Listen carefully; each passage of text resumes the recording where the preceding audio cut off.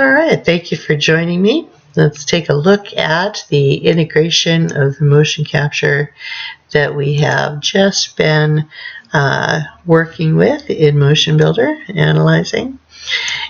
We've got the integration of that. Now on the current settings for the blend space, we're only going to see the idle and the run cycle.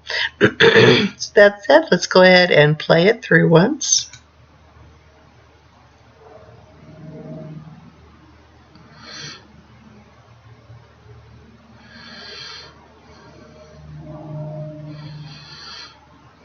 Right there, you can see that the feet are sliding back and forth rather than the weight being distributed on the character for the idle.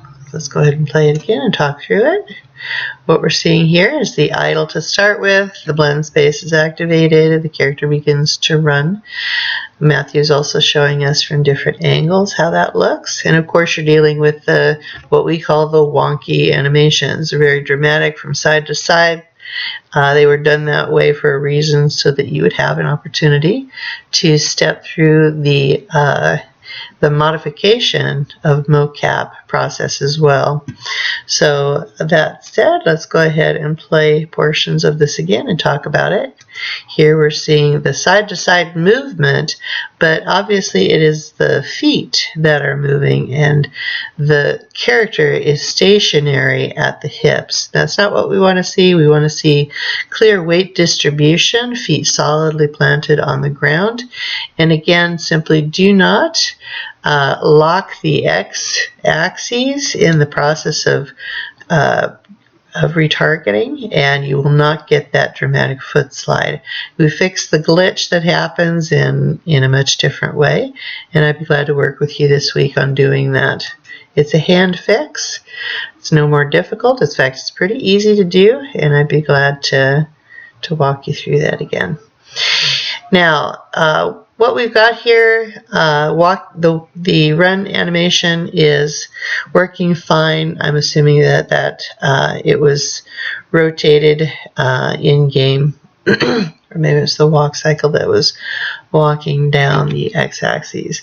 But make sure that your animations are complete and they're looking down the proper axes. All of the boxes are checked for the retargeting process so that you do not have to do any fixes in the engine.